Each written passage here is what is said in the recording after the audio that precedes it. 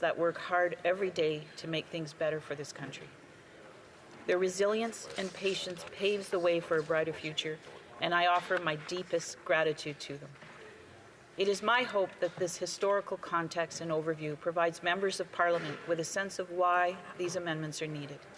I hope all members will join me in supporting this important bill and in continuing to work towards true reconciliation. Miigwech, kuya namanek, merci, thank you, merci. The honourable member will have 5 minutes of questions and comments when we retake this bill. Statements by members, déclaration de député. The honourable member of Cloverdale, Langley City. Thank you, Madam Speaker. Small businesses are the backbone of the Canadian economy, and our chambers of commerce do incredible work serving and representing member businesses. This winter, I had the opportunity to participate in 2 panels hosted by the Greater Langley Chamber of Commerce and the Cloverdale Chamber of Commerce. These local leadership panels are wonderful initiatives that connect businesses with representatives from all 3 levels of government and provides them with the chance to ask questions about government policies and other areas of concern. I'm continuously grateful for the hard work of our Chambers of Commerce in representing the businesses operating in Cloverdale, Langley City. Corey and Scott, these events wouldn't be possible without your dedication and leadership in improving our community. I want to thank my co-panelists for joining me in participating in the local leadership panels. I also want to thank the business leaders who attended these panels, as well as the organizations and institutions who support our Chambers of Commerce and make these events possible. Thank you, Madam Speaker. The honourable member Saskatoon Grasswood. Thank you very much, Madam Speaker. We honor the life of Saskatoon philanthropist Les Dubé. Les and his wife Irene have donated millions of dollars in our community for health care, for scholarships, education, research, poverty, homelessness, and most importantly, mental health. Les built his success from humble beginnings. He was the founding member of the Saskatoon Regional Economic Development Authority and served on multiple boards and committees.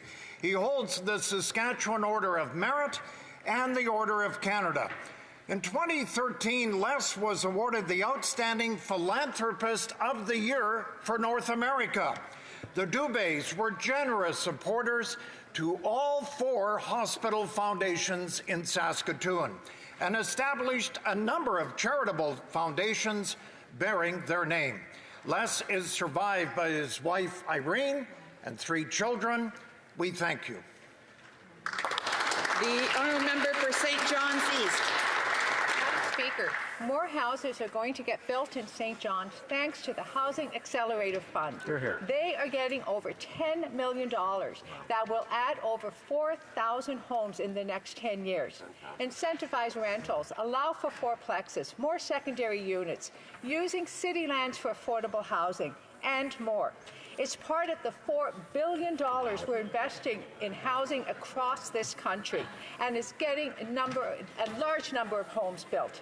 A lot more than the 6, not the 6,000, not the 600, but the 6 affordable units that the opposition leader built when he was housing minister. We are working with municipalities, we are changing how we build homes, and we are getting more units built. Here. Good job. Honourable member for Skeena-Bulkley Valley. Madam Speaker, this week saw 85 young basketball teams gather in Terrace, BC for the Junior All-Native Basketball Tournament, one of the largest youth sporting events in British Columbia. I had an opportunity on Sunday evening to take in the opening ceremony, and watching hundreds of young athletes enter the gym to the sounds of the host Niska Nation's drums was a powerful sight indeed. It takes a huge amount of energy and work to pull off a tournament this big. I want to recognize the organizing committee, the host nation, the City of Terrace, the sponsors, and of course the players, coaches, family, and friends who make this event so special. Madam Speaker, young people are the future, and the cooperation and unity that I saw at this tournament shows that the future is in very good hands. I want to wish the very best of luck to all the players heading to the finals this afternoon. Thank you, Madam Speaker. The honourable member for Ottawa Centre. Thank you very much, Speaker, and I'm excited to rise here today to talk about about building of more and more affordable housing in my community of Ottawa Centre. Thanks to our government's Housing Accelerator Fund, we are building thousands of new affordable homes across my riding today. This new historic investment of $176 million will translate into 4,400 new homes across the city of Ottawa within the next 3 years. By the end of the decade, it will mean almost new 33,000 homes in the area for our neighbors to call home. This comes on top of the $565 million our government has already spent in my community of Ottawa Centre since 2015 to build another 2,100 new homes. Speaker, we can do more. Our provincial governments, such as the Ontario's Doug Ford government, can change the planning law to allow for 4 units as of right, and I encourage all members, especially Conservatives. The honourable member for Nepean. The honourable member for Cumberland-Colchester. Speaker, Clark, one of our last surviving veterans of the Second World War, died just a few days before his 100th birthday. In 1942, when he was 18 years old, Russell answered the call and joined the Royal Canadian Artillery. He saw the first casualties come back to England on D-Day and later served in the Netherlands until the end of the war. For the rest of his life, Russell would be an upstanding citizen, a pillar of his community, respected and appreciated by all who knew him. He was a loving husband, father, grandfather, and great-grandfather. Everyone who met Russell was struck by his decency, humility, and kindness. What was once a living memory for most of us is now rapidly passing into history. There aren't many men like Russell left anymore. Those Canadians who did their part in the fight against Nazi tyranny are one by one leaving us to take their rightful place in eternity. Men who spent the prime years of their lives far from home. I offer my best to Russell's family and the members of Royal Canadian Legion Branch 10, lest we forget. The honourable member for Nepean. Madam Speaker, on March 7th, the community in Barhaven woke up to the horrific and gut-wrenching news of 6 people killed, which included 4 young children and their mother and a family friend. The entire community of the city of Ottawa and beyond shared the grief and rallied to support the injured surviving father of these kids, Dhanushka Vikramasinghe, and the family of Gamini Amarakun. I would like to acknowledge the work and the support of the first responders in Ottawa. I would also like to recognize the Sinhalese Canadian community, Sri Lankan High Commission in Canada, Hilda Jayawardhan Ramaya Buddhist Monastery, and the Buddhist Congress of Canada for their hard work in supporting the families of those killed. May the soul of the deceased rest in peace. Thank you, Madam Speaker. The honourable member for Milton. Madam Speaker, the essential work of the United Nations protects human rights, delivers humanitarian aid, maintains international peace and security, promotes sustainable development, fights climate change, and upholds international law. Canada is a founding member of the United Nations, and our work with the UN has saved lives through peacekeeping, nuclear non-proliferation, and refugee programs. But in a display of sheer ignorance, the Conservative MP for Haldimand Norfolk not only sponsored, but apparently wrote a petition to withdraw Canada from the United Nations. Madam Speaker, this is not just reckless, but a testament to the utter disregard that the Conservatives have for global cooperation and sustainable development goals. The Conservatives have literally mainstreamed the promotion of harmful extremism and far-right conspiracy theories, and this needs to be called out. It is disinformation, and it is dangerous. The Conservatives want to isolate Canada, abandon our commitments to the rest of the world, and sever our ties with the international community. They peddle a toxic narrative of nationalism and blind self-interest, oblivious to the importance of working together for a better planet. The Conservative petition has been shared and amplified by extremists, anti-LGBTQ groups, and the Proud Boys, a listed terrorist group. Madam Speaker, the Conservatives are the company they keep. Order. Order. I want to remind members when others have the floor to please not disturb them. The honourable member Stormont Dundas, South Glengarry. Madam Speaker, I want to add my congrats to a good friend, Wes Libby, who was recently named Cornwall's 2023 Citizen of the Year. There's a saying around home we chuckle about, everyone loves a good crier, and there's no one better at that than Wes Libby.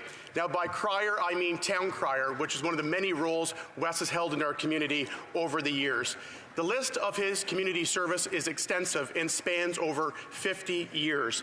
Kiwanis, Kinsman, Centennial Choir, Historical Society, the Community Hospital Board and its foundation, a Master Mason and Shriner, just to name a few. I've had the privilege of knowing Wes and his wife Carol for over 20 years. They are simply wonderful Canadians. Wes said of his award, "Cornwall was good to us, and we like to give back." Well, Wes has certainly given a lot back to Cornwall and SD&G over the years through his leadership and volunteering. I couldn't be more proud to share his service, his story, and his award here with the House. Congratulations, and hear ye, to a good friend. Congrats, Wes. The Honourable Member Pickering Uxbridge. Thank you, Madam Speaker. I'm sad to rise today to reflect on the recent passing of former Pickering Regional Councillor Peter Rodrigues. Peter was a colleague, but more than that, he was a true friend, and I'm devastated thinking about the fact that our last time together was in fact the final time I'd see my friend. We had some memorable council meetings together, and we knew we were in for an interesting debate when Peter started with his intervention with, "To make a short story long." Peter was never lost for words, and he may have been the catalyst for the implementation of speaking time limits for councillors. I was lucky to know Peter outside of politics, and what I always remember most about him is his unmatched kindness and generosity. He was always helping someone out or volunteering in his beloved Whitevale community. Peter lived every moment with such joy. I know he wouldn't want anyone to be sad about his passing, but we've lost a fearless advocate for our community and a dear friend for so many. The Honourable Member for St. Albert, Edmonton. Madam Speaker, waste, fraud, and corruption, that's a rife scam, and that's what you get after 8 years of this Prime Minister. 60 million taxpayers' dollars wasted and stolen. And for what? For an app that wasn't needed, that didn't work, and that caused chaos at our borders. A scandalous 76% of Arrive scam contractors did no work, including a two-person basement company that ran away with 20 million taxpayers' dollars for nothing. And now the RCMP have launched multiple criminal investigations. After overseeing all of the waste and all of the corruption, this Prime Minister has done nothing whatsoever to get taxpayers their money back. After 8 years, this Prime Minister isn't worth the cost or the corruption. Taxpayers deserve a refund, and they deserve it now. Hear, hear, hear. The Honourable Member for North Okanagan-Shuswap. Madam Speaker, after 8 years of NDP Liberal inflationary spending and taxes, Canadians are struggling. The NDP, Liberals and Bloc had a chance to listen to their constituents, the 70% of Canadians who oppose the April 1st tax hike and 70% of provincial premiers who have asked the Prime Minister to stop this painful tax increase before it's too late. But they fail to hear that food banks are expecting to see 1 million more people use the facilities on top of last year's record high, and a third of food banks that will have to turn hungry Canadians away. They fail to hear that the families who have to make gut-wrenching decisions between buying food, heating their homes, or... I'm sorry. I'm going to have the Honourable Member start over again. There seems to be others who are trying to make a statement or trying to join in the statement. I would just ask members to please not do that. I would ask them to wait until they are recognized by the House to be able to speak. The Honourable Member for North Okanagan-Shuswap. Thank you, Madam Speaker. After 8 years of NDP Liberal inflationary spending and taxes, Canadians are struggling. The NDP, Liberals and Bloc had a chance to listen to their constituents, the 70% of Canadians who oppose the April 1st tax hike and 70% of provincial premiers who have asked the Prime Minister to stop his painful increase before it's too late. But they fail to hear from the food banks that are expecting to see 1 million more people use their facilities on top of last year's record high, and a third of food banks who will have to turn hungry Canadians away. They fail to hear from the families who have to make gut-wrenching decisions between buying food, heating their homes, or other life necessities. Thanks to the NDP and Bloc, the Liberals are still set to hike the carbon tax by 23% on April 1st, driving up the cost of everything. Canadians have lost faith in this government. Only common-sense Conservatives will axe the tax and bring home lower prices for everyone. The Honourable Member for Windsor-Tecumseh. Madam Speaker, last Thursday I joined local Unifor presidents Dave Cassidy and John Dagnolo to welcome the Prime Minister of Canada to Windsor and to our local Union Hall. Well over 100 workers and retirees welcomed the Prime Minister and heard him talk about the new partnership with Labour by delivering on our battery plant and 2,500 good-paying jobs. By delivering policies unions have long sought, like dental care, child care, pharmacare, like 10 days paid sick leave and a ban on replacement workers. Unions built the middle class, Madam Speaker, and the fight continues. The Prime Minister said thank you to the salt workers who were out on strike for 192 days, the auto workers who bargained the largest contract in history, the transit workers who defended their right of 10 days paid sick leave, the workers at Jameson and Green Shield fighting for better. A historic day at the Union Hall, Madam Speaker, a new partnership with Labour, and the best is yet to come. The honourable member for Port Moody Coquitlam. Madam Speaker, Canadians want greedy CEOs and mega corporations to stop profiteering off the backs of unpaid work. Yet the federal government continues to ignore this issue. Over 17,000 Canadians called on the federal government to close loopholes that allow airlines to force flight attendants to work up to 35 hours per month unpaid. And 6 million people watched as the CEO of Canada's largest airline refused to comment. Workers are being exploited by billion-dollar companies, and this government is letting it happen. At Air Canada, the CEO earned over $12 million last year, while their flight attendants struggled to pay, rent, and buy groceries. Thanks to CUPE components across this country, workers are fighting back with a campaign called Unpaid Work Won't Fly. The NDP stands with these flight attendants and is calling on this government to protect all workers and stop the exploitation by greedy CEOs. The Honourable Member for Drummond. Madam Speaker, we hear a lot about the importance of protecting and promoting Quebec songwriting, but it takes a lot more than words. It also takes music, of course, but also we need people who ensure to take action to protect songwriting, like Véronique Cloutier and the whole team at Rouge FM, who decided that their hit show Véronique and the Fantastique will now become 100% francophone, only French music during this premier drive-home show. It's a really strong signal sent to the public and the competition. So I'd like to thank Véronique Cloutier. Thank you for standing up for Quebec songwriting. Thank you for supporting our creators and sending a clear message that at this time, a very difficult time for the music industry, Quebec stands with you. Thank you for proving that we can create hit shows with very diverse programming, thanks to all of our talent. Thank you, Véronique et les Fantastiques. The honourable member for Portage-Lisgar. Madam Speaker, do you know the most common question I get in any community that I represent? It's not, what are you going to do about this policy or that policy? It's, when can we have an election? It's because after 8 years, Canadians know that this Prime Minister is simply not worth the cost. But last night, the Liberal NDP Bloc Coalition instead abandoned their constituents and decided to prop up this historically unpopular Liberal Prime Minister in the twilight of his disastrous career. From groceries to gas to home heating and everything in between, it has all become unaffordable. So what is the solution in the minds of this costly coalition? It's to ram through a 23% carbon tax hike on April 1st. How out of touch can you be? Nobody I've talked to has said, you know what maybe the solution is? Sending more money to Ottawa. It's time for a carbon tax election so we can let Canadians decide if they can afford another carbon tax hike. Common sense Conservatives will axe the tax for everyone, on everything, and for good.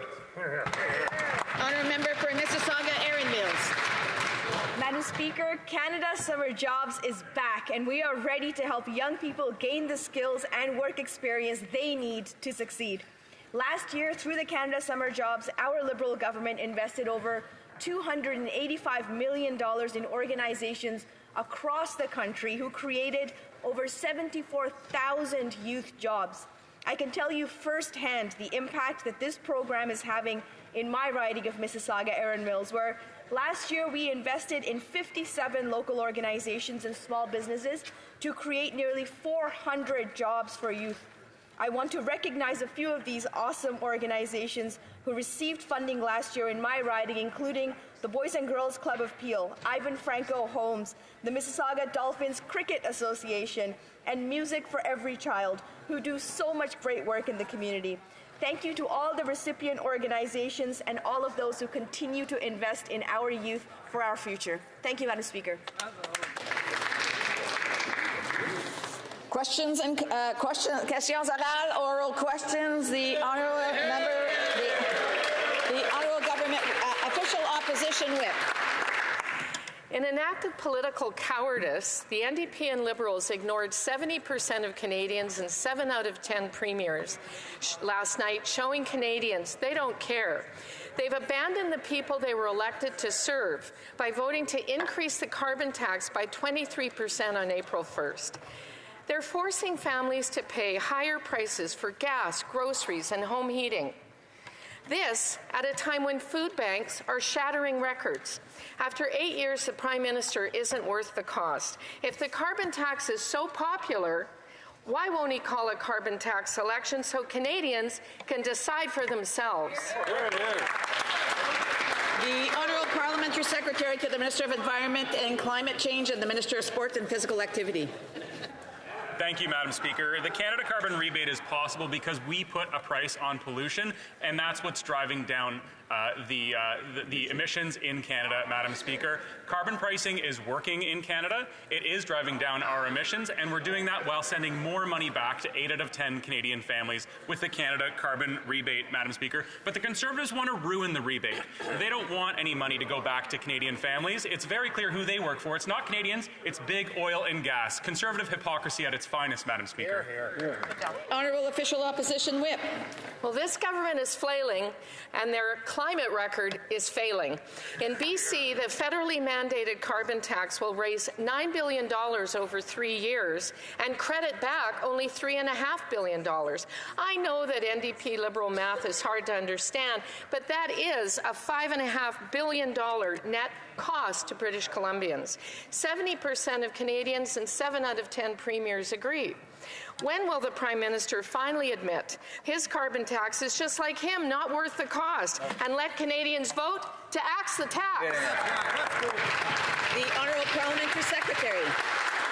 Thank you, Madam Speaker. I find it shameful that the Conservatives continue to use the affordability crisis and Canadians who are experiencing difficulty financially at home as a wedge against climate policy, Madam Speaker. There simply is not one economist in Canada who has claimed or suggested that pricing carbon is what's driving inflation. In fact, Madam Speaker, over the last couple of years, as the price of pollution has gone up, so have the rebates, and inflation has come down. That's a negative relationship, Madam Speaker. The Canada Carbon Rebate is sending more money back to 8 out of 10 Canadian families. We're addressing climate change and the affordability crisis. The Honourable Official Opposition Whip. Madam Speaker, what is shameful is that last year alone, this government paid consultants $21 billion, and now the RCMP is investigating them all again. Conservatives voted non-confidence and called for a carbon tax election so that British Columbians could axe the tax. The NDP leader and his member from South Okanagan, West Kootenay, voted to hike the carbon tax and keep this Prime Minister. Over 200,000 people in BC are using the food bank every month. Families are struggling, and the NDP leader and his 12 BC members are all hell-bent on hiking the tax. If he's so confident... The Honourable Parliamentary Secretary. Interesting that while Conservatives pretend to care about Canadians, we are actually working to implement legislation and procedures to bring down prices like food, grocery prices, internet fees. And Madam Speaker, all while we're working hard for Canadians, you know what conservative lobbyists are doing? They're creating fake, secret lobbying companies to lobby the government while hiding from Canadians that it's the same chief advisors. And what did they lobby for, Madam Speaker? Higher internet costs. The Conservatives should come clean about who they're standing up. L'honorable leader adjoint. The Honourable Deputy Opposition House Leader. Madam Speaker, Quebecers are disappointed today.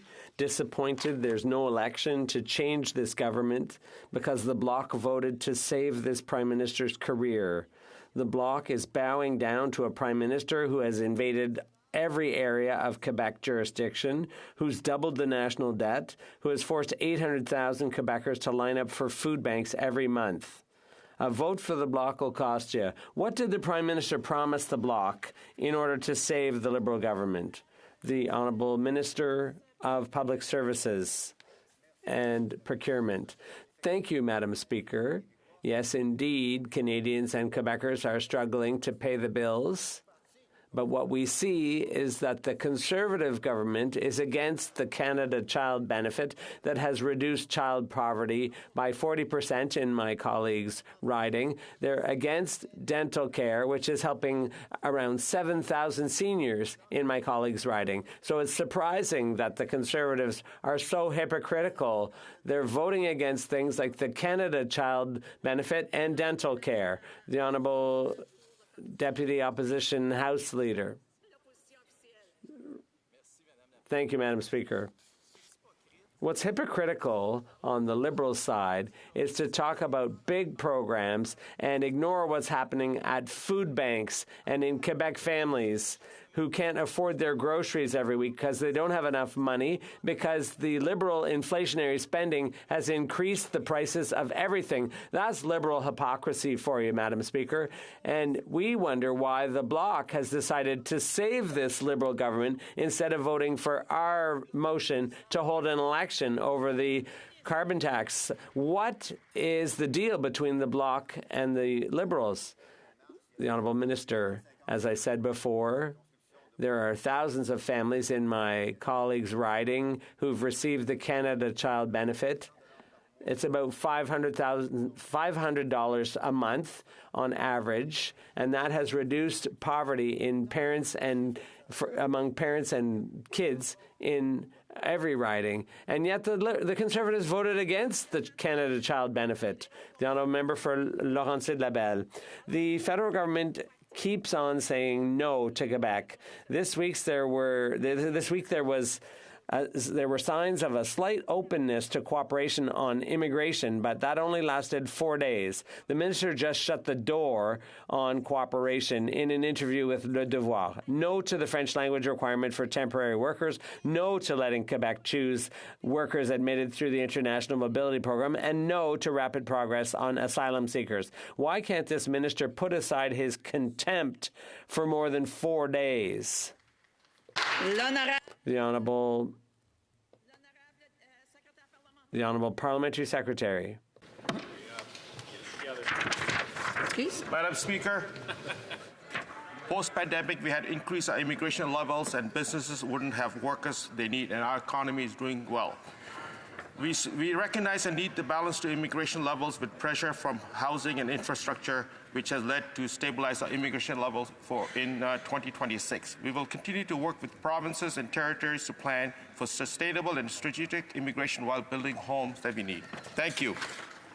The Honourable Member for Laurentides-Labelle. It's incredible.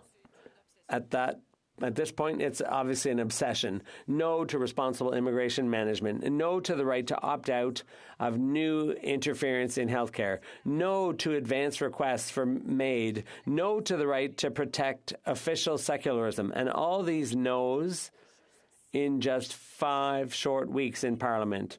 The Liberals, supported by the NDP, and the silence of the Conservatives are attacking Quebec's ability to make its own choices.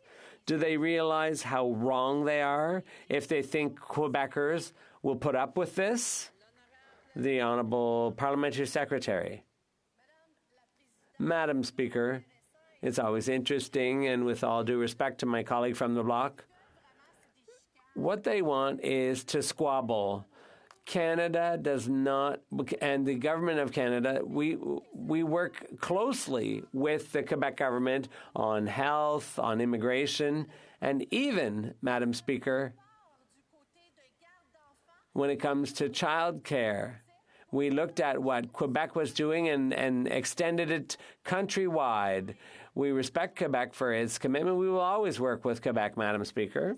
Mr. Burnaby. Corporate greed is rampant at Bell Canada, and the Liberals are pouring money at Bell with no strings attached, despite massive profits of over $2 billion. Bell keeps slashing jobs in journalism, hurting democracy, and abandoning workers. Bell's CEO slashed 6,000 jobs in the last 8 months and won't even show up to committee to be held accountable to Canadians who subsidize his profits. So when will the Liberals finally stand up for Canadians, rein in corporate greed, and protect journalism jobs in Canada? The Honourable Parliamentary Secretary to the Minister of Innovation, Science and Industry. Madam Speaker, thank you for the question from the honourable member. First off, I want to say our thoughts are with all the employees and their families who are affected by this difficult news. It's a competitive industry landscape, and companies must continually invest and adapt. That being said, let's not forget, this company has made over $2 billion in profits and is now cutting thousands of jobs. Clearly, some choices have been made, and our government will stand up to protect workers' rights, and we've shown that through various pieces of legislation in this House, and we'll always do that, Madam Speaker. Hear, hear. Member for Cowichan, Malahat, Langford. Madam Speaker, as Canadians observe Ramadan and Easter this month, many are scrambling to put food on the table. Organizations like Feed Ottawa are working hard to make sure no one is left behind, but it shouldn't be up to them alone. The Conservatives refused to help when they voted against a school food program to feed kids, and the Liberals are way too busy protecting the profits of grocer CEOs. The NDP has been pushing for a national school food program to ensure no child goes hungry. Will the Liberals include it in the upcoming budget? Honourable Parliamentary Secretary to the Minister of Housing, Infrastructure and Communities. Thank you, Madam Speaker. The idea is not without merit, and I thank the honourable colleague for raising it here today. What we do focus on, I'm not going to talk about what could or what may or may not be in the budget, but what we do focus on is the well-being of Canadian families. What have we seen in recent years? A massive decline in poverty throughout the country, and in particular, child poverty. When Canadians needed their government there during the pandemic, we were there for them, providing all sorts of relief through emergency programs. Where were the Conservatives? On the side of austerity, Madam Speaker. That party was not there for Canadians. They continue to be against Canadians in that vein. We will continue to be there for the country. Member for Calgary Forest Lawn. After 8 years of this Liberal NDP Prime Minister and his carbon tax scam, Calgary Food Bank usage skyrocketed 50%. Albertans pay $2,900 into this scam and only get $2,000 back. There's a really bad Liberal math joke in there that just doesn't add up. And yesterday, this costly coalition voted to hike the carbon tax 23% on April the 1st.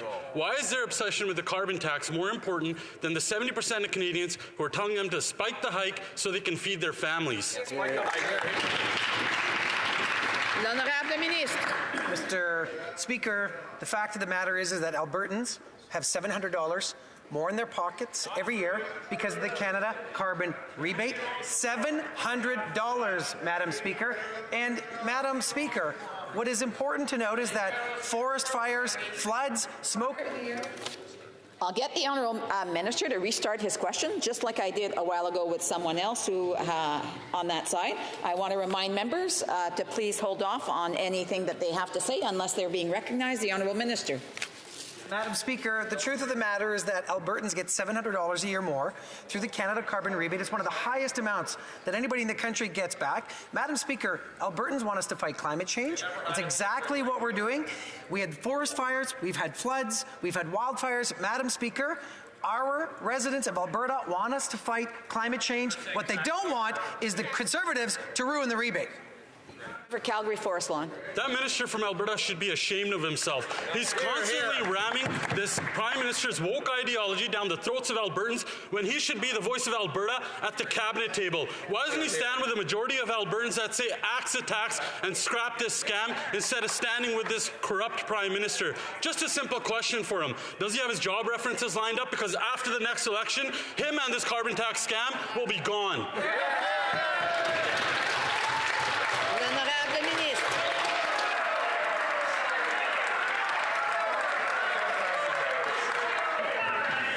Madam Speaker, I'm glad to see that we've reached such a level of collegiality in this House that somehow the Conservatives think they can threaten my job with what residents in Alberta want, which is us to fight climate change. Madam Speaker, where was that person when there were floods in Calgary, when there were forest fires burning Fort McMurray? These people think it's a joke. It's not woke. They need to wake up. Climate change is real. $700 more in the pockets of Albertans. That is real change. That's the Canada carbon rebate. The honourable member Barrie Springwater or Medonte. Speaker, yesterday the NDP Liberal government voted to increase the carbon tax by 23%, making the cost of gas, groceries and home heating more expensive. In my community, in January alone, the Barrie Food Bank saw over 7,000 individuals in need of food assistance, and they provided 540 emergency food hampers for individuals experiencing homelessness. This year, 1 million more Canadians than last year will be forced to go to food banks, but the Prime Minister plans to quadruple this costly carbon tax anyway. Why is he ignoring 70% of Canadians and the 7 premiers who want to axe the tax? Good question. Parliamentary Secretary to the Minister of Environment and Climate Change.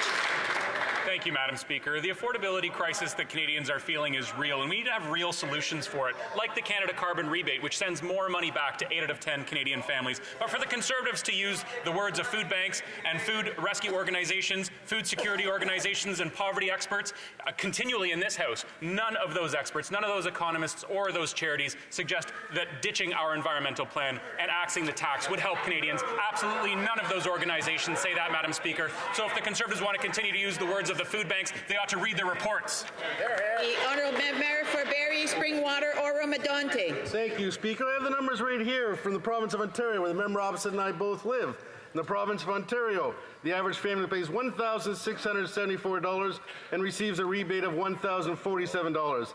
That leaves them $627 they're paying extra. Those facts just aren't accurate. After 8 years, farmers in my community are struggling, and they know that the Prime Minister and his carbon tax coalition are not worth the cost. A poultry farmer in my riding's gas bill is almost $10,000 a month, with a third of that being the carbon tax. This will only get worse when the Prime Minister increases his carbon tax by 23% on April 1st. If the Prime Minister refuses to axe the tax, why won't he let Canadians... No Parliamentary Secretary. Madam Speaker, what the Parliamentary Budget Officer said is that he's distressed with the selective use of facts from these reports. What he said very clearly yesterday was that the consensus of economists is that carbon taxes are the least interruptive way to reduce emissions. He added, it is true that the carbon tax is often seen by many economists as the least disruptive and probably the most cost-effective way of reaching certain levels of carbon emissions. The PBO report deserves better than these Conservatives using selective numbers to try to peddle their climate change denial narrative. The Honourable Member Yorkton Melville. Thank you, Speaker. This NDP Liberal government voted to increase the carbon tax by 23%, making the cost of groceries, gas and home heating even more expensive. This Prime Minister is not worth the cost, as he will raise the carbon tax to $2,618 in Saskatchewan. Why are they ignoring 70% of Canadians and 7 of our best premiers who want to axe the tax? The Honourable Parliamentary Secretary. Madam Speaker, once again, Conservatives stand in this place and talk about affordability measures. Meanwhile, their own chief lobbyist for the Leader of the Official Opposition is also lobbying on behalf of big grocers to not sign our Code of Conduct, Madam Speaker. We are working every day to bring in affordability measures to Canadians. While Conservatives talk a good talk, behind the scenes, they're there to help their wealthy, connected insider friends.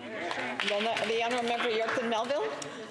Madam Speaker, last year alone, the Prime Minister paid consultants $21 billion, and now the RCMP has multiple investigations into these Liberal contracts.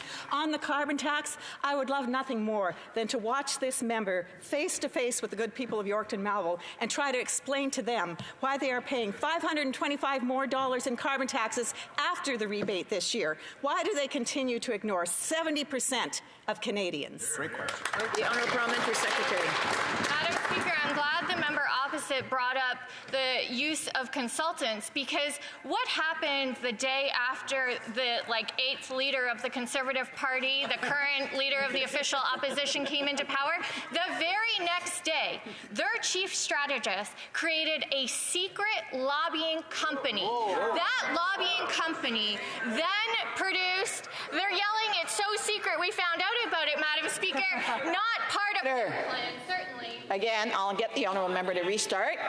I would ask members to please hold off on any comments or questions they have until they are being recognized. Order. The Honourable Parliamentary Secretary. Madam Speaker, I'll repeat, the Conservatives heckle out so secret we found out about it. Yeah, not to their surprise, Canadians now know exactly what they're doing behind the scenes.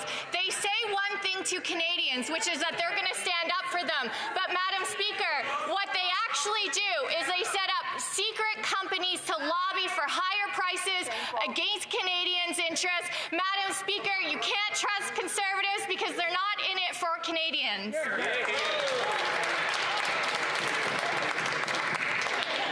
L'honorable député de Pierre Boucher. The honourable member for Pierre Boucher, Les Patriotes Verchères. Madam Speaker, not only are the feds meddling in Quebec's affairs, they now seem to want to meddle in municipal affairs. They just can't help themselves. Our cities are concerned that the gas tax program, which expired in December, will be renewed but with new strings attached. But it's simple. All they're asking for is that the program be renewed as is. Municipalities know what their residents need, and the program works. So is the government going to renew the Canada Community Building Fund without any additional conditions? The Honourable Minister. Thank you, Madam Speaker. Our government has been crystal clear on this issue, and our record is also very clear. It speaks for itself. The relations between the federal government and municipalities is very strong.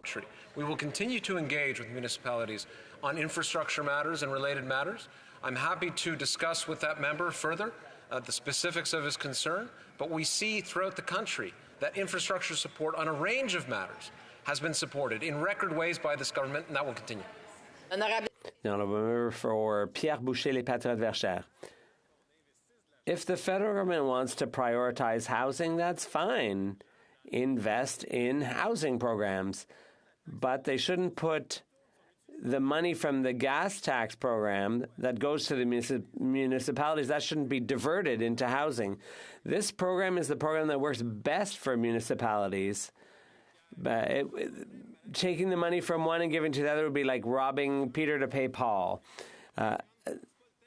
This is not the time for the federal government to wade in with this bad idea of imposing new conditions with the gas tax program. The Honourable Minister. Thank you, Madam Speaker, and I'm very happy to hear talk of cooperation and housing. That's precisely what we're doing with a $1.8 billion deal to support housing projects in Quebec. In fact, Madam Speaker, it's the largest lump sum investment in housing in all of Quebec's history, and that's why I'm so proud of the result. We know there's still more work to be done and more successes to be had in the months to come. NDP Liberal government is about to raise the carbon tax by 23% on gas, groceries, and home heating, proving that after 8 years, this Prime Minister is not worth the cost. Per capita GDP is falling and prices are rising. That means Canadians are getting poorer while life gets more expensive. Only Conservatives have the courage to face Canadians in a carbon tax election. But if they won't call an election, will they at least listen to 7 premiers and 70% of Canadians and axe the tax? Minister Secretary, the Minister of Environment and Climate Change. Thank you, Madam Speaker. It's clear now why the Conservatives and Premier Daniel Smith are on this bumper sticker campaign. It's because Premier Daniel Smith is increasing the price of gas in Alberta by their full 13 cents on April 1st through their provincial tax. They just want to scapegoat the price on pollution for their own decisions. Madam Speaker, in this case, I actually agree with Chris Sims, the Alberta director of the Canadian Taxpayers Federation, who said it's easy to throw your shoes at the federal government while cranking up your own fuel tax on the same day. Not good, Madam Speaker. Not good. Conservative hypocrisy at its finest. The honourable member for Edmonton-Wetaskiwin. Madam Speaker, Liberals are engaging in an orchestrated disinformation campaign to defend their destructive carbon tax. The report of the Independent Parliamentary Budget Officer says plainly on page 4, quote, taking into consideration both the fiscal and economic impacts, we estimate that most households will see a net loss, unquote. In response, Liberals have deliberately excluded the PBO's economic impacts to artificially inflate their numbers. When will this Prime Minister end this blatant deception and finally axe the tax? The Honourable Parliamentary Secretary. It's incredible, Madam Speaker. That member from Edmonton is just here to do Premier Daniel Smith's work so that she can cover up her 13-cent a litre gas price hike on April 1st, Madam Speaker. It's absolutely atrocious that these Conservatives will stand in this House and allow Premier Daniel Smith, under the guise of Axe the Tax bumper sticker campaigns, to peddle the narrative that gas is expensive because of price on pollution. You know what that 13-cent price hike on April 1st doesn't include? A rebate. The Canada Carbon rebate rebates every single dollar of the Canada price on pollution back to consumers. That 13% hike does not. Honourable member for Edmonton, Wetaskiwin. And I want to remind members to please keep the tone down. Madam Speaker, you'll notice that member did not even try to answer my question. On page 3, the independent PBO states, quote, "We incorporate estimates of the economic impact from the federal fuel charge into our calculation of net cost to provide a more complete picture of the overall impact on households. Taking into account that economic impact, the carbon tax clearly makes families in every province worse off. In Alberta next year, the report says that families will pay almost $1,000 more than they get back in rebates at a time when it costs more than ever for even the basics of life. How can any Alberta Liberal or NDP MP support this 23% tax increase?" The Honourable Parliamentary Secretary. Madam Speaker, what the PBO and the Auditor General said very clearly is that they're distressed with the selective use of facts from that report, Madam Speaker. And what they also said is that the economic cost is important to look at because there is a price to climate change. Climate change cost the Canadian economy over $2 billion last year, and it's likely that it's going to cost more this year because of wildfires adjacent to that member's riding. Madam Speaker, it's atrocious that the Conservatives stand in this House and misuse the Parliamentary Budget Officer's report. What he said very clearly is the consensus of economists is that carbon taxes are the least interruptive way to reduce emissions, and that rebate sends 8 out of 10 families more money. The honourable member for Beauce. Madam Speaker, today is the last day for the Prime Minister to backtrack on his April Fool's joke, the carbon tax hike. Canadians are struggling, but the Bloc wants to radically increase the carbon tax, which will drive gas prices up by 20 cents a litre and have a huge impact on food prices. The Bloc is propping the Prime Minister up after he broke our immigration system, raised taxes, and doubled the national debt. What did the Prime Minister offer the Bloc in order to keep his government in power? The Honourable Minister. Madam Speaker, the price on carbon puts more money in the pockets of 8 out of 10 families. And that's because the revenues from the carbon tax are returned to Canadians. And that's why middle and lower class families are getting more money in their pockets than the carbon price is taking out of them. What the Conservatives want to do is reward the big polluters and at the expense of the middle class and those working hard to join it. People are worried. They will bear the brunt of the climate crisis. They deserve more of a say when it comes to tackling the climate emergency. A youth climate corps would do just that, all while creating good paying jobs. The Conservatives, they have no climate plan, no plan to protect young people's future. The United States are already doing this, but because the Liberals are dragging their feet, Canada is being left behind. Will the Liberal government stop letting young people down and create a youth climate corps? Parliamentary Secretary. Thank you very much, Madam Speaker, and I was proud to join the call with my colleague from Victoria, as well as the leader of the Green Party, to meet with youth across the country who are interested in fighting climate change, Madam Speaker. Notably, no Conservative joined that call with these youth. But it is important to recognize, Madam Speaker, that kids across this country are concerned about the impact that we're having on our natural environment. So we're employing more of them through the Canada Parks and Recreation Association's Green Jobs Program, through Canada Summer Jobs, and through the Minister of the Environment and Climate Change is Youth Advisory Committee. Madam Speaker, we've got to do more to listen to youth. We've got 2 weeks back home, and I hope everybody will do a school visit. Thank you, Madam Speaker. The honourable member for Timmins, James Bay. Joe Biden has created a clean energy economy with 100,000 new jobs while this Liberal government continues to stumble. We're just days away from the shutdown of the Mineral Exploration Tax Credit Program. You can't build a 21st century economy without metals, and those metals have to be found. So is this government going to outsource metal production to China or the horrific human rights abuses in Congo? Or will they support exploration in Canada, where we insist on good wages, Indigenous consent, and strong environmental standards? The Honourable Parliamentary Secretary to the Minister of National Resources. The Honourable for raising the question. Our government and the Canadian population We've created 40,000 new jobs in February. As the member mentioned, the mineral exploration tax credit is important to support exploration companies, junior companies.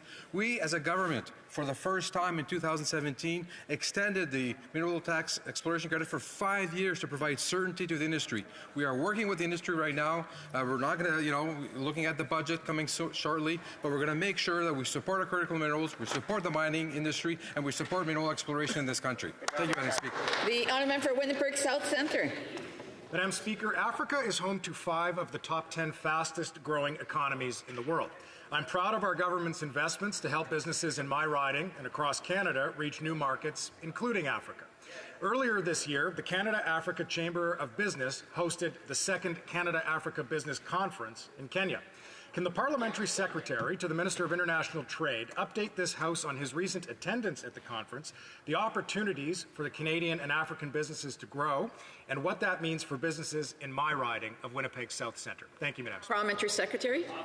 Madam Speaker, the Canada-Africa Business Conference reaffirmed the incredible value of export diversification and growing trade across Africa for Canadian businesses. It was a great success, which I know will help in collaboration and growing our industries. While in Nairobi, I got to see firsthand why Canada is recognized among the leading aerospace industries in the world. Let's continue to build on this momentum and enhance our trade ties with Africa. As we know, this creates good-paying jobs right here and across the continent of Africa. Thank you to the member for Winnipeg South Centre for his leadership in helping to grow trade and our economy. Thank you, Madam Speaker. The honourable member for Cariboo Prince George. Madam Speaker, yesterday the Bloc and NDP shamefully voted to save the Prime Minister from a carbon tax election. Instead, they voted in favour of a 23% tax hike on Canadians just 10 days from now. That's no April Fool's. And let's be clear, that vote wasn't about saving the environment, it was about saving their pension. After 8 years of this Liberal NDP government, Canadians are struggling more than ever. More Canadians at food banks, more mental health crisis. Will the Prime Minister stop ignoring 70% of Canadians and 7 out of 10 premiers and axe his tax? That's right. The Honourable Parliamentary Secretary to the Minister of Innovation, Science and Industry. Well, Madam Speaker, I wish we could put a price on the methane coming out of the Conservative Party these days. Let's talk about hypocrisy. While our government is working hard to implement real solutions on the affordability challenges, Conservatives oppose and obstruct every step of the way. The Leader of the Opposition, we find out, is being advised by Jenny Byrne, who also lobbies for Loblaws, and the day after he won his leadership campaign, with her help, she set up a shell company to start lobbying for him. And what we learn now is that Jenny Byrne's senior VP... The honourable member for Edmonton Manning. Thank you, Madam Speaker. On the second anniversary of this NDP Liberal love affair, this nonsense government chooses to vote 23% hike on carbon tax, making the cost of gas, groceries and home heating even more expensive. This will cost the average Albertans an extra $911 per year. This Prime Minister is not worth the cost. Why is he still ignoring the 70% of Canadians and the 7 premiers who want to spike the hike and axe the tax? The Honourable Parliamentary Secretary. So not only is Jenny Byrne lobbying for Loblaws and advising the Leader of the Opposition, she attends Conservative Party caucus meetings every week, and she set up a shell company to lobby, and her senior VP is lobbying the very office that she advises. Now, if that's not double dipping, I'm not sure what is. I don't think, and I think all Canadians deserve some answers here, but let's stop the pretending. Whose corner are the Conservatives actually in? Good question. The honourable member for Souris Moose Mountain. Well, maybe someone will try and answer a question for a change. Madam Speaker, seeding is fast approaching. Farmers are busy preparing equipment, seeders and trucks, purchasing fuel, fertilizer, seed, arranging families, workers, and their financing, and their situation has never been more desperate. The carbon tax has escalated their fears, and now with a 23% increase as of April 1st, it has only made their stress greater. With his inflationary spending, this Prime Minister and his NDP Liberal government is not worth the cost. Will this government spike the hike and axe the tax? Madame la Secrétaire The Honourable Parliamentary Secretary to the Minister of Agriculture. And I want to thank the Honourable Member for the question. The only party stalling 234 is their party. They keep putting up speakers. But speaking of farmers, farmers need to rely on business risk management programs. We're the only party who've increased business risk management programs and their budgets by 25%, while the other side cut their budgets. The Honourable for Peace River Westland. Speaker, after 8 years, we know that this Liberal NDP government is just not worth the cost. And now on April 1st, the carbon tax is going up by 23%. We know that the Liberal NDP carbon tax scam only makes Canadians poorer. Yeah. We also know that if you tax the farmer who grows the food and tax the truck driver who brings the food to the store and you tax the store that sells the food, Canadians can't afford food. When will the Liberal government see the facts and axe the tax? The Honourable Minister. When will this Member of Parliament and the climate dinosaurs on that side of the House wake up to the fact that the planet is burning? He is from Northern Alberta. He knows what impact the forest fires in McMurray had. He knows the impact of floods in Calgary. Madam Speaker, Canada Carbon Rebate is responsible for reducing our emissions by 25%. Albertans in his area get more money than other Albertans because of the rural top-up. What they are trying to peddle to Albertans is shameful. 13% gas tax hike from the Premier, and they're on us. What a shame. The Honourable Member for Terrebonne. We knew that the January deadline for penalty fee repayment of CEBA loans threatened the survival of our small businesses. We did everything we could to warn the government, but now it's reaping what it sowed. The Office of the Superintendent of Bankruptcy reveals that in January, the number of insolvency rose by 129%. January 2024 was the worst month in the office's 40-year history. We're in the middle of a wave of bankruptcies due to this visionless government. What is it going to do today to stop the bleeding? The Honourable Parliamentary Secretary. Thank you, Madam Speaker. The CEBA program supported over 900,000 small businesses through the pandemic, and we estimate 80% of them have repaid their loans so far. As we move away from the pandemic, we are taking serious, concrete action to support small businesses, both by providing funding and by cutting costs, Madam Speaker. We recently finalized agreements to cut credit card fees by up to 27%, which will save small businesses across Canada $1 billion, Madam Speaker. Thank you. The Honourable Member for Terrebonne. Let's talk figures. Already, for last year, Equifax recorded a 44% increase in business bankruptcies. Based on January 2024 data, it'll be worse this year. No one in this House should find this situation acceptable. The government needs to be flexible with businesses. It must talk to them directly and study their files on a case-by-case basis. It can't continue to do nothing while businesses continue to close their doors. When will they finally open their eyes and take responsibility for preventing bankruptcies? The Honourable Parliamentary Secretary. Speaker, and I thank the member opposite for the opportunity to speak on this issue. As we move forward from the pandemic, small businesses have nearly 3 years until the end of 2026 to repay their CEBA loans, and they have access to as low as 5% interest rate. Meanwhile, we are investing in communities to strengthen our economy. Earlier this month, we announced $2.5 million in federal funding to enhance the Indigenous Women's Entrepreneur Program and create an Indigenous Youth Entrepreneurship Program. Thank you, Madam Speaker. The Honourable Member for Montmagny, Leslie Kamouraska, Rivière-du-Loup. Madam Speaker, in 8 years, this Liberal government has succeeded in breaking our immigration system, destroying our economy and doubling our national debt. Food has gotten very expensive, but what's even more expensive is voting bloc. Taxes are being taxed. The bloc can cut tax, but it doesn't want to. What did this Prime Minister promise the bloc to get their unconditional support? The Honourable Minister. Madam Speaker, once again, we've heard the Conservative Party is the party of hope and inaction in this chamber, and they're talking about working with Quebecers, and we are talking about working with Quebecers and Canadians to make life more accessible, to increase jobs, to support unions. Madam Speaker, we're here to take action and to help Quebecers and Canadians, but they are only going to look for quarrels. The Honourable Member for Montmagny. People are desperate, Madam Speaker. After 8 years of this Liberal government, the Bloc is still doing everything it can to keep the PM in power.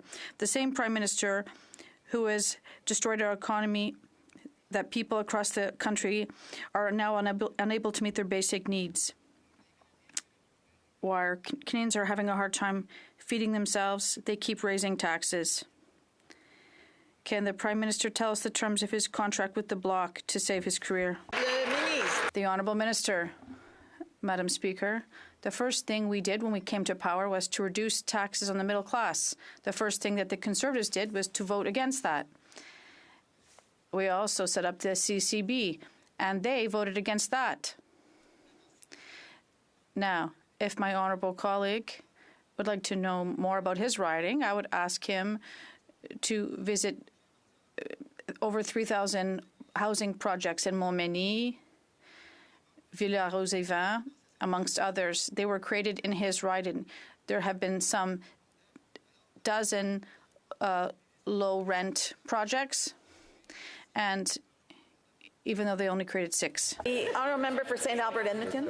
Madam Speaker, the Prime Minister was ordered by Parliament to turn over the Arrive scam receipts and to come up with a plan to get taxpayers their money back. What the Prime Minister tabled this week is nothing more than a whitewash. We still don't have the receipts, and they don't have a plan to get taxpayers their money back. So just a number. How much money did these Liberals award fraudsters and scammers?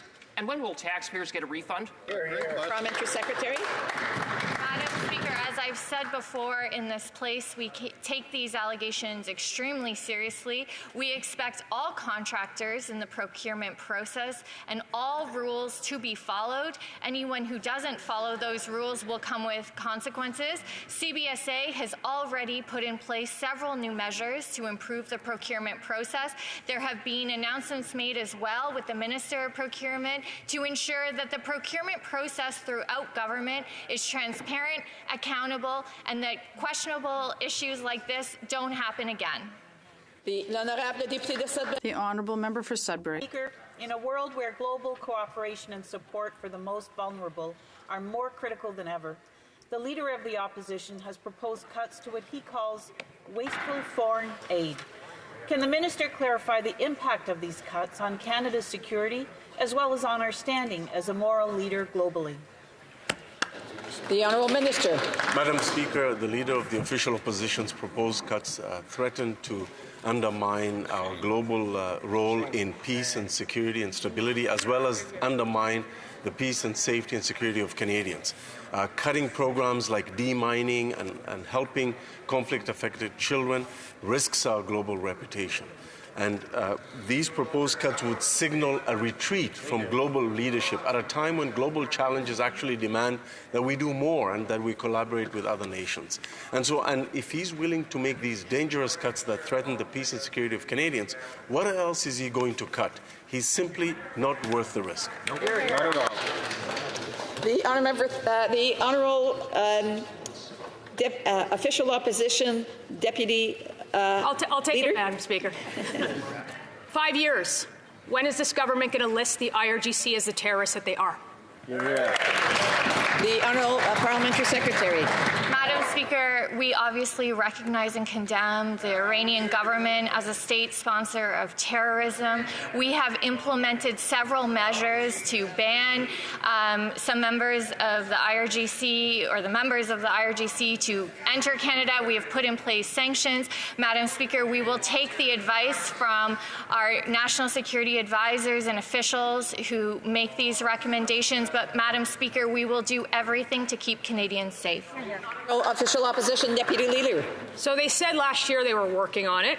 Yesterday, the minister changed the story, saying that his agencies didn't even give him that advice. Today, I don't understand that answer, and neither will Canadians. So which answer is it? Which story? We've got a minister over there who won't condemn the most vile anti-Semitism, another minister who held hands with a literal terrorist.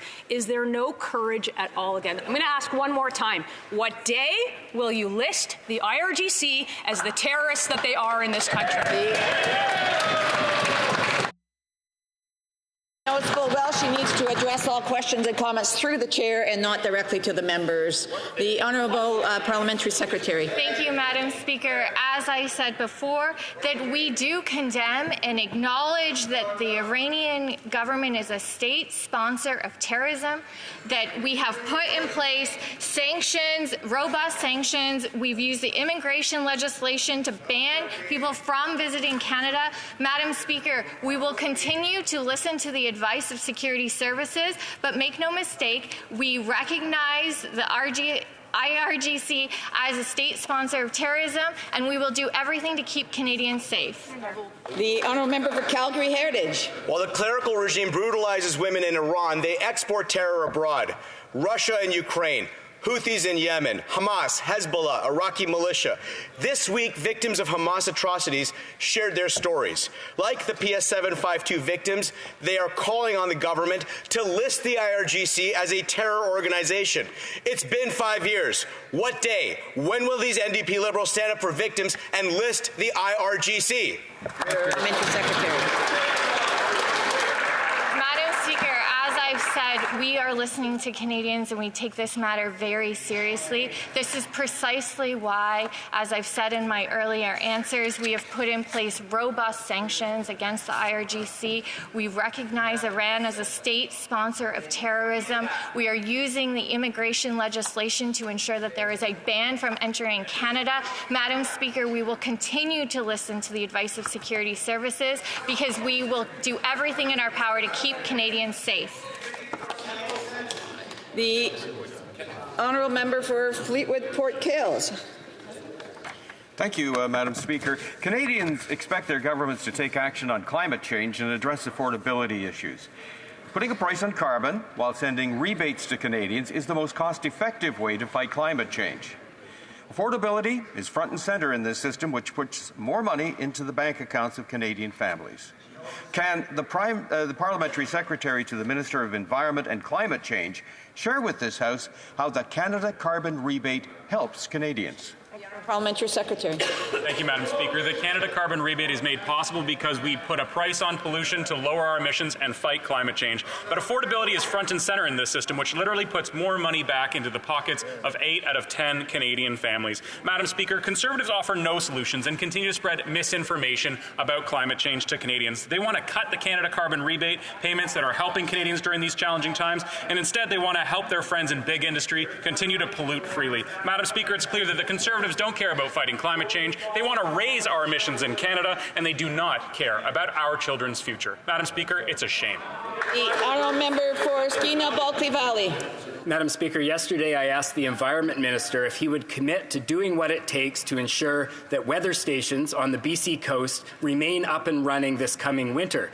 These stations, like the Holland Rock Weather Station near Prince Rupert, provide critical, life-saving information for mariners, and the Holland Rock Station hasn't been working since early January. In his response, the minister said he'll do what he can, but that he's not the finance minister. So, to the finance minister, will she ensure that Environment Canada has the resources they need to keep these critical, life-saving weather stations up and running all winter? The Honourable Parliamentary Secretary, the Minister of Environment and Climate Change. Thank you very much, Madam Speaker. I'm glad that my colleague opposite is raising this important issue. It offers me an opportunity to highlight the announcement that we made last week for 32 new state-of-the-art radar stations right across this country. That'll add to the safety of Canadians. It'll provide more reliable weather information in advance of extreme weather. And in the face of climate change, Madam Speaker, unfortunately, these events are likely to happen more and more. I appreciate the highlight from the Honourable Member from the NDP, and I'll work together with his office to ensure that that weather station is up and running in due course. Thank you, Madam Speaker. Honourable Member for Spadina, Fort York. Madam Speaker, a farmer care deal by the governing coalition makes Canadians again wait for the smoke and mirrors to clear. They've seen a dented dental deal that leaves out the middle class and makes seniors wait to age 87. They've seen numerous carbon tax grabs rake in billions but do little for the environment. And they've seen a childcare strategy eliminate 100,000 spaces. Finally, they've seen a cannabis policy that's actually grown a huge black market. Madam Speaker, Canadians aren't fooled by the half schemes of the Liberal government and their NDP buttress. The Emperor has no clothes. Madam Speaker, when will he take his walk on the beach? The Honourable Parliamentary Secretary. Madam Speaker, thank you very much. I remember not too long ago that member was begging to be a member of the Liberal caucus. Didn't really work out for him. He's now auditioning to join the other side, and he can. He'll find a place over there where they want to cut child care, cut dental care, cut pharmacare. A few weeks ago, when this government tabled pharmacare legislation, the leader of the opposition ran away from reporters at a press conference when they asked him about pharmacare. That party does not care about the middle class. They don't care about the vulnerable. We're going to do all these things that Canadians require to ensure success. And that brings us to the end of question period. I do want to ask members, wish members a great time in their riding and a good Easter weekend. Spend as much time with your family as you can, because that is extremely important. We have some points of orders. The honourable member South Shore St. Margaret's. Thank you, Madam Speaker. I'd like to raise an issue with regard to some statements before question period today that concerns not only all members of this House, but all Canadians. And when I read the famous Green Book on page 640, I see here that it says the Premier of PEI notes that 23% increase in the carbon tax is a punitive and unfair tax and calls for it to be removed.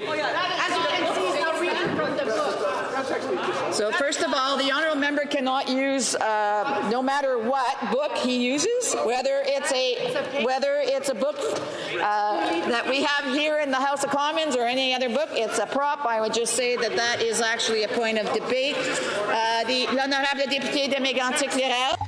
The honourable member for Mégantic-Lérable. Madam Speaker, during question period, the Minister of Public Services spoke of hypocrisy. Now, let me just say that there was police monitoring of the line waiting at a food bank in Montreal. I would like to ask for unanimous consent to table a document that shows the hypocrisy of this Liberal government. I'm hearing no. The Sandwich Gulf Islands. Madam Speaker, I'm rising at my first opportunity on a point of order related to decorum in this place. I specifically reference Standing Order 10 and Standing Order 16, arising from the extreme levels of noise, chanting, banging, and other things that disrupted decorum during last night's votes. The first vote was on an Opposition Day motion, and then there were numerous votes related to matters of supply put forward by the President of Treasury Board. It was impossible to hear the names of the members as they stood to vote. It created confusion. It was, and I reference particularly, I'm in trying to find the exact rule that deals with how we should conduct ourselves while votes are taking place. I do think Standing Order 16 is the most relevant, that when the Speaker is putting a question, no member shall enter, walk, or out or across the House or make any noise or disturbance. I hope the Speaker can provide guidance so that members will know how to conduct themselves when votes are taking place. Thank you, Madam Speaker. I appreciate your honourable member bringing that forward. I'm sure that she will remember that I also did raise this yesterday because it was very difficult for the table officers to hear what was going on and to hear each other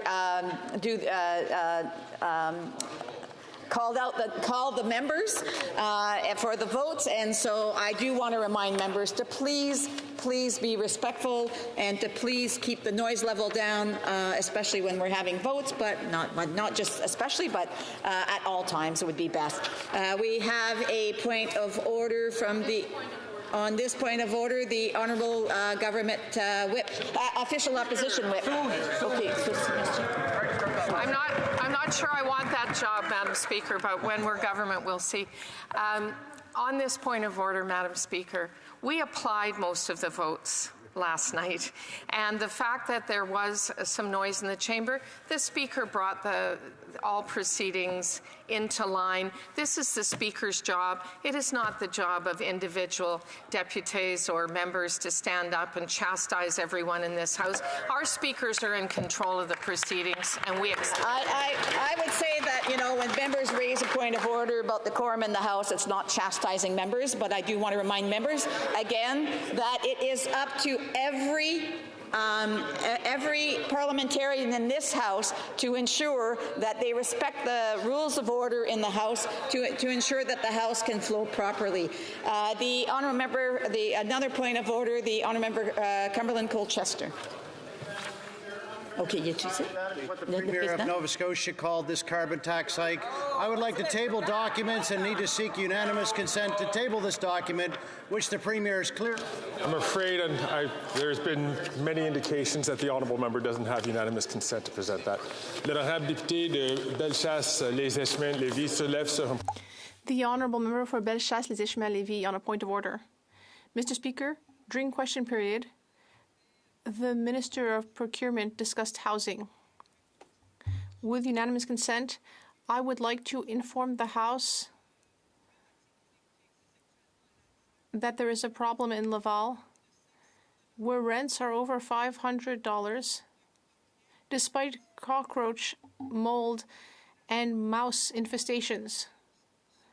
And yet people are seeing substantial increases in rent in this dilapidated housing. So with unanimous consent, I'd like to table this article. I was about to ask the House, but I hear a nay.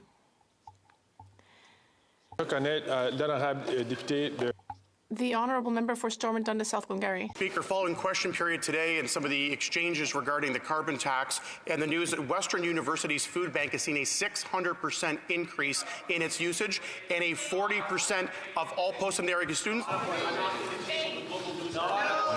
I've already indicated that there will be no unanimous consent on this point.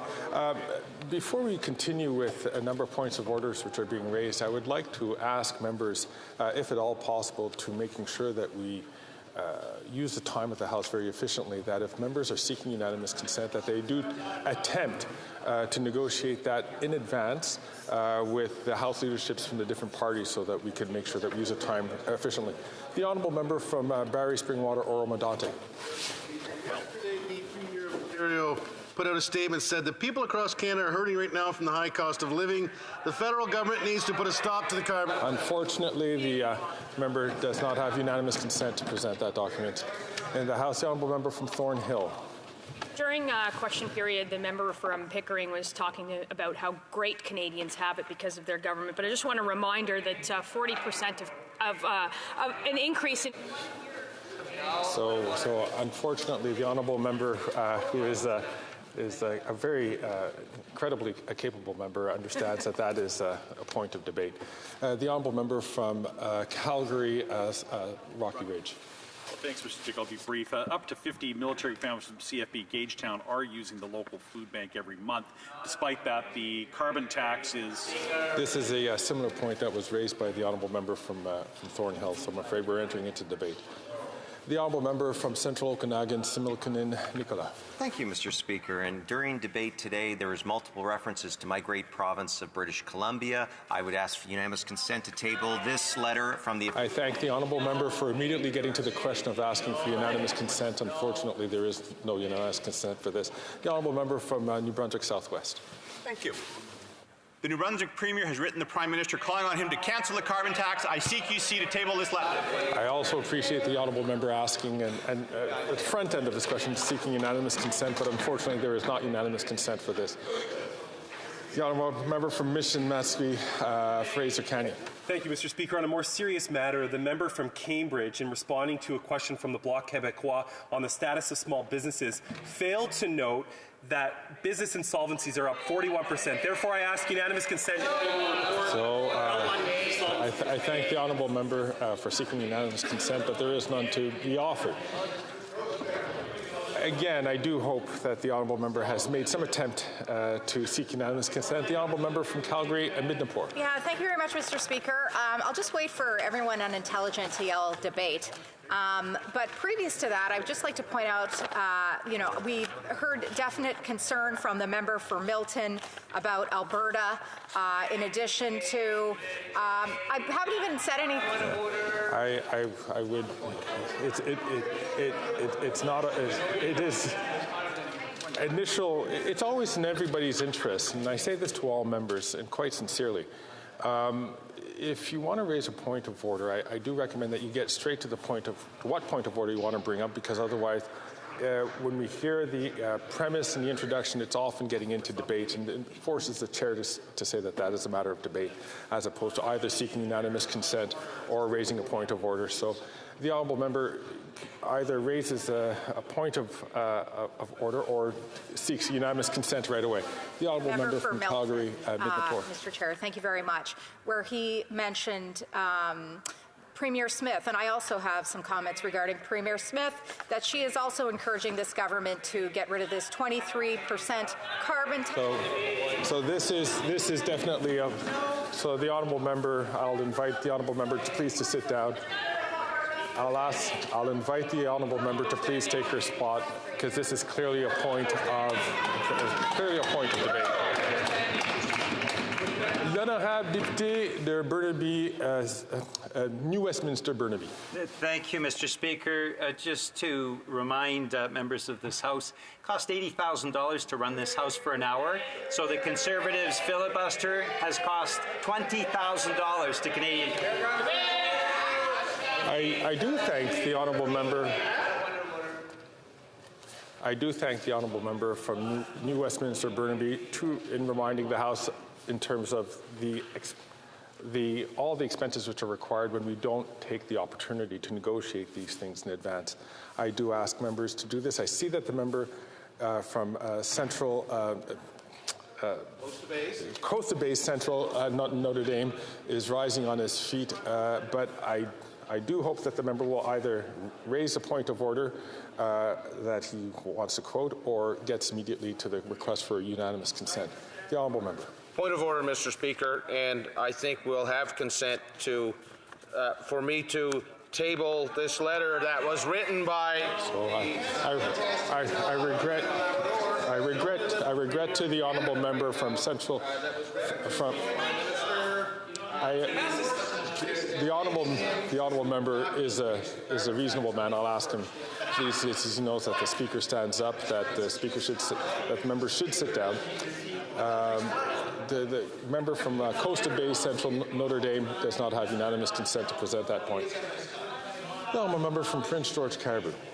Caribou, Prince George. Caribou, Prince George. Far be it from me to correct you, Mr. Speaker. On page 75 of the most current BC budget, it does say that our province, our British Columbia, is federally mandated to implement the carbon tax. Therefore, I would like to. So I thank the honourable member for getting to the point of unanimous consent. It was clear that there is no unanimous consent for that order.